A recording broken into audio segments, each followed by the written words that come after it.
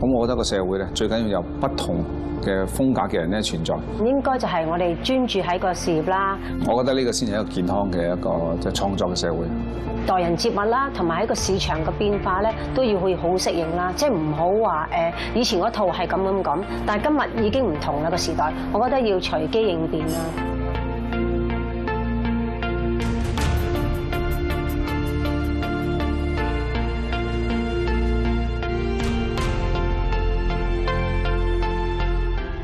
其實知道阿吳錫輝先生嚟邀請我哋啦，其實我都興奮嘅。輝哥識咗佢幾十年，但係今次咁佢退咗休啦，咁佢而家今日就可以暢所欲言。個飯局我其實都唔知係會講咩嘅，我諗都係環繞住我哋自己嘅個人嘅嘢啊，或者係家庭嘅嘢啊，或者社會嘅問題。因為佢一揾我嘅時候咧，我就諗翻起當年佢喺錄音室，佢話阿挺，你中意唱歌嘛？你過嚟唱一首歌，做一個青年節目。咁我第一個同輝哥嘅接觸。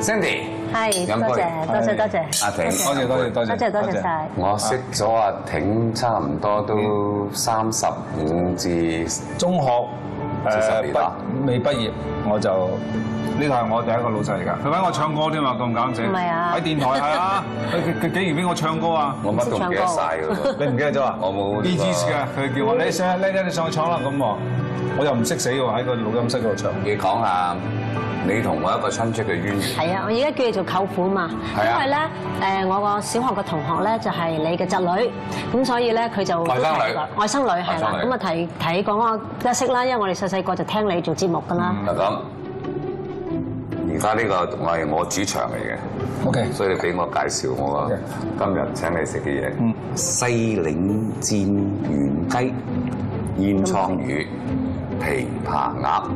呢個就係古法魚滾羹。咁仲有一個咧，呢度嘅招牌嘅小點，不如我請老闆娘黃小姐阿 May 出嚟啊嘛？好啊，好。黃小姐阿 May 係前警花。Hello。嗱呢個靚仔咧，佢Hello。英倫翻嚟嘅。Thank you。呢個 King's College 高材生嚟㗎。係啊。我哋用神聖嘅飲食態度去品嚐呢一個古法灌湯餃。多謝晒，慢慢食。辛苦晒。我未食過喎呢個。呢個我都冇食過。唔係啊，因為佢嘅點心師傅咧係都一把年紀咧，佢差唔多係3點鐘要走啊嘛。咁所以我嗌咗好多次，但係夜晚係冇得食嘅。今次啊對唔住啦，各位觀眾。唔該你晏晝嚟。即係佢晏晝嚟先啦。真㗎。晏晝先有食啊。咁我識你咗你幾耐嘅淵源係點？我都唔記得咗。嗰陣時咧，你在堂咧就係我中學同學嚟嘅。係咩？佢又成日帶我去港台做 part time，咁啊做 radio 啦。即係明撈。係啦，咁所以我咪同佢一齊做播音咯。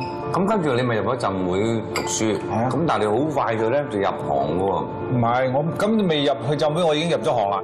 咁如果入咪先係喺港台做節目助理啦。幫嗰啲即係我淨係打雜嚟嘅，即係開頭係電台。我做過播音，我又做藍領白領啊，我做過上海佬㗎嗰啲僆仔扮上海人㗎，咁啊已經賺錢㗎啦嗰陣時。港台咧係我成個青少年時期一個足印嚟嘅，即係我好多時間都留喺嗰度。咁佢都塑造咗我個創作個嗰個生命啊，我個性格啊，都喺我環境裏邊成長咁。咁你阿船總82、83年已經係攞最佳編劇獎嗰陣時，有冇好似雲飄飄嘅感覺咧？邊有啊？我阿發仔同我攞個獎係佢幫我攞嘅第一個獎。第一次攞嗰陣時我都喺美國，我都未翻嚟。第二次攞嗰陣時已經收得啦，再攞嗰陣時係錦上添花嘅啫。或者將來啦，將來再嚟嘅時候再攞啦，咁可能興奮啲，隔得耐啊嘛。咁有啲係中意人做台前啦，有啲人中意做幕後啦。咁你究竟中意定型自己係台前幕後定係 both？我咧就幕後係我最中意嘅。台前點解會做咧？揾我做男主角嘅咧，就係阿劉鎮偉。我唔知點解佢揾咗我做做男主角，係做僵屍㗎？唔係咩做僵屍，直情係做小生㗎嗰陣時，係咪？叫做花心蘿蔔就同阿鄭文雅做對手㗎。咁我點解會做演員咧？就覺得嗰啲演員嚟到咧，瞓醒講兩句，佢又再瞓過，瞓醒講兩句又再瞓過。哇！嗰啲錢仲多我喎，我哋咁辛苦喎，我都係唔係啦？我揾啲快錢先，等我即係延續我嘅導演生命咁樣，即係好辛苦喺香港做導演。你擅長拍喜劇多啦，呢個就係我哋觀眾都知嘅，係咪同你成長有關㗎？細個咧都好喜劇嘅，即係我細個咧係點啊？係窮啦當然，但係我阿媽幫人打工嗰陣時咧，就去尖沙咀幫個媽媽生打工。係咩？你知媽媽城下邊咧就酒吧，上邊就住家。係啊係啊！哇！直情係燈紅酒綠，好似一個現代嘅大觀園咁。所以咧，我嗰度好開心㗎。我即係喺嗰個環境裏邊長大，所以係充滿色彩嘅。你30年前已經諗到表姐系列咧，係嗰個90年表姐都係叻㗎啦。想像唔到你點樣午夜夢迴諗嘅咧？其實嗰陣時有揾食嘅啫。因為我咧就嗰陣時比較中意咧研究下即係中國近代史啊咁。最荒謬嘅年代咧就係文化大革命啊嘛。係啊。咁呢個荒謬你點樣將佢轉變出嚟咧咁？咁就啱啱好九七問題啦，對共產黨有種恐懼。跟住我又利用個電影將呢種恐懼帶落嚟，用一個喜劇手法包裝下佢，等佢宣泄一下。其實嗰套戲咧就最難忘嘅故事咧就係睇翻嗰個年代嘅拍戲咧。你有句好騎呢又得，你有句好自由又得。最誇張咧就係去到現場，前晚未讀劇本，讀到通宵，竟然夠膽去到現場咧就話：大家唞一唞，我瞓一瞓先，起身先寫劇本。寫完劇本之後咧，再拍。喺套戲上嗰陣時咧，出嚟咧，竟然啲人咧喺現場拍手掌。咁人哋話啦，哇，好過癮啊！呢場戲讀得好，即係好過癮喎咁。其實你諗下，點樣讀得過癮咧？基本上就係不負責任，完全冇專業嘅態度，去到夠膽瞓覺，跟住瞓醒再寫，咁樣都得。有冇天理啊？咁反而係咁樣問自己。我雖然有冇睇過表姐？有。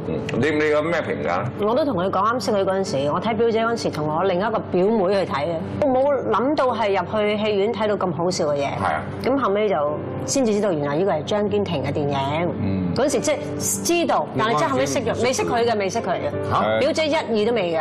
係同埋嗰套咩？嗰套表姐七情。表姐七情。咁啊，其實嗰陣時睇表姐七情，因為阿 B 嘅啫，因為嗰陣時就個男主角咁後尾原來知道，原來背後嗰個其實寫阿 B 嗰個主角嗰個即係個動態，其實係佢嚟嘅，就係佢嚟嘅。咁所以識咗就知啦。咁嗰出戲我都睇咗成3、4次。喂，點邂逅啊？咁嗰陣時有個朋友就叫我去一個即係個 Halloween party，咁其實係有佢嘅。咁後尾嗰日就係識咗佢啦。咁佢啊，你知佢幾識去點樣去做啦。咁第一次就係送佢本清唱集俾我。咁除咗本書之後咧，咁佢就知道我做錶啦。咁佢就將佢隻錶就攞俾我。嗰隻錶嗰陣時咧就係好似一個電影節，佢好似抽咗獎定係有隻咁嘅錶嘅。咁佢就攞隻錶俾我，佢話想可唔可以賣咗佢，就攞嗰嚿錢咧就愛嚟做慈善。打錶啊嘛，因為嚇做慈善，咁俾我感覺到佢又有文采啦，又有愛心啦，係啦，所以咁樣識。我清楚嘅。我覺得佢係我心目中嘅百科全書，因為我唔識嘅嘢我都可以問佢。佢係一個好嘅聆聽者啦，好嘅先生啦，好好嘅朋友啦，好一個爸爸啦，一個好嘅伴侶。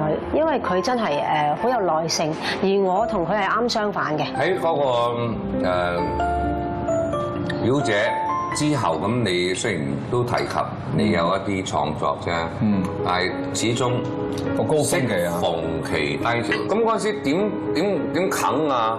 係啊 ，market 又差咗，又有盜版，自己個創作唔該都有高低潮。咁我諗最主要放我嚟講就因為有家庭生活。咁我覺得電影已經有一部分作品啦，俾人哋去回憶。咁我都要有啲嘢就我自己回憶。咁樣婚姻生活、家庭生活、小朋友成長，我覺得我係花好多時間。其實低潮你冇乜方法㗎，我自己唞一唞。你問下自己係咪好中意拍戲先？咁如果你好中意拍戲嘅話咧，你年紀大咗你都仲可以嘅。咁所以嗰整10年裏邊咧，我就直情完全唔諗。到我個仔咧大咗啦，佢又中意做導演喎。咁呢個時候咧，我就會問自己咧：喂，我有啲乜嘢留俾我個仔咧？咁你金錢留俾你嘅下一代咧，就只有累咗佢啫。咁我覺得作品係最好嘅嘢，一路咁樣去發展劇本，發展劇本。咁正好咧，到而家中國電影啱真係起飛啦。咁我啲劇本就有用啦。你做乜無沙沙走咗去開茶餐廳啫？都唔係無沙沙啦。嗰陣時一方面即係你嗰個創作低潮啦。咁你香港人咧唔停得噶嘛。咁我哋以前度劇本咧就多數喺茶餐廳，有時喺酒店。咁啊，同埋我媽媽咧就以前成日帶我去茶餐廳抌低我，跟住佢買餸。咁你由茶餐廳走去搞呢個企業培訓啫？我覺得香港咧冇戲劇教育嘅，當時啊十幾年冇戲劇教育。咁於是我就將呢個理念咧，我就寫一啲教材咧，就同鍾偉平先生。平講呢個人就真係好叻，佢自己都話字都唔識得過。咁咧佢係我第一個客人，咁慢慢我咪將咁都揾到錢嘅。咁我又試下咯。我覺得呢個係好大嘅挑戰。咁啊做到而家。有咩 case 你係記憶難忘嘅？最難去培訓嘅咧就係譚香文，佢心裏邊好多嘅鬱結啊！你要處理咗佢內心嘅鬱結，你先至可以教到佢嗰個表達。至於譬如話，咁我覺得最享受就同阿唐唐，佢可能係喺表達上邊咧唔係好敏捷啦咁，但係佢嗰個感染力咧，令到同佢做嘢嘅人咧，佢覺得好舒服嘅。喺你個工作歷程裏邊咧，呢30幾40年，邊份工對你嗰個 impact 最大？我諗係做老豆啊，做老公啊，呢個 impact 最大啊！嗰陣時嗰份唔係工嚟㗎，你當佢係工先啦。即係佢仲複雜過工啊嘛，大佬。工你可以炒啊嘛，但係老公冇得辭職嘅，辭職就離婚啦。你個仔又冇得辭職嘅，做老豆係嘛？咁你份工啊，淨係長遠喎，同埋回報率好低㗎喎。喂，有冇諗過唔做珠寶轉行，跟佢一齊喺娛樂圈發展啊？冇，呢個係一個家庭嘅事業嚟㗎嘛。咁我又係大女，咁鐘錶珠寶其實我係第3代㗎啦。你講下你自己，你都做過演藝㗎嘛？哇，演藝？哇，咁嗰時好細個，直情係做温柳眉嘅後生嗰時啊？温柳眉嘅後生巨星電視劇嚟㗎，即係講李小龍傳。你絕對有資格咯。李小龍傳唔係，咁嗰陣時真係玩下咁樣。爹哋唔俾啊？爺爺唔俾，譚爺爺唔俾啦。原來爺爺唔俾。係啦。咁點解唔 join 翻佢？我哋大家一齊做一樣嘢啦，咪就係拍戲㗎嘛。咁啊最多就算你話佢做企業培訓，咁都係同戲劇有關係㗎嘛。到開茶餐廳，因為我哋喺嗰度度劇本啊嘛，所有嘢都係同電影有關係嘅。